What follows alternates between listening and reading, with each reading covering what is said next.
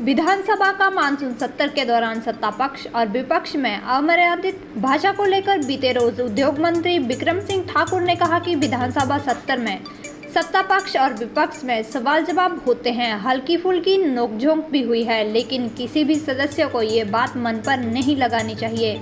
वहीं कांग्रेस के प्रदेश कार्यकारी एवं विधायक राजेंद्र राणा ने पलटवार करते हुए कहा कि विधानसभा सत्र में अमर्यादित भाषा का उपयोग नहीं होना चाहिए। राजेंद्र राणा ने कहा कि यह हिमाचल की संस्कृति नहीं है। उद्योग मंत्री बिक्रम सिंह ठाकुर ने कहा कि विधानसभा में पक्ष और विपक्ष में सवाल जवाब होते हैं। उन्होंने कहा कि अविश्वास प्रस्ताव पर चर्चा के दौरान बातों पर हल्की फुल्की नोकझोंक हुई है। विधानसभा में गर्मागर्मी में किसी भी विषय के चलते किसी भी सदस्य को मन से नहीं लगाना चाहिए।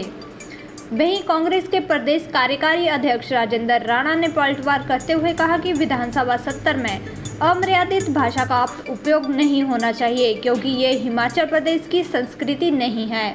उन्होंने कहा कि जब सरकार की विदाई होती है तो उनके नुमाइंदे इस तरह की बयानबाजी करते हैं। सारे परिदृश्य को कैसे देखते हैं? जब विधानसभा लगती है वहाँ बातें होती हैं, बातों का जवाब दिया जाता है, विपक्ष कुछ बोलता है तो उसके ऊपर पक्ष को कुछ बोलना होता है। तो इस बार वहाँ पे अविश्वास प्रस्ताव लाया गया था, उसके ऊपर चर्चा हुई है। उस चर्चा में हम जो सत्ता पक्ष में हैं, हम लोगों ने उस विश्वास प्रस्ताव के ऊपर कुछ बातें हुई हैं, हल्की फुल्की नोकझोंक होती रहती है। ये तो विधानसभा की जो कार्रवाई है उसका एक पार्ट है, उसका एक अंग है।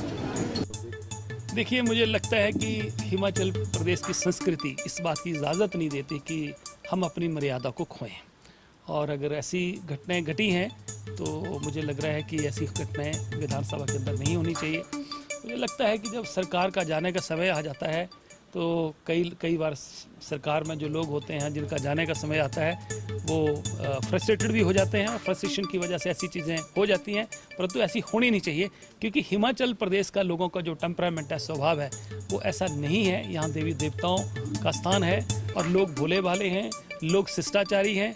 ऐसा होना जो है वो मुझे लग रहा है कि ऐसा प्रदेश के लिए ठीक नहीं है।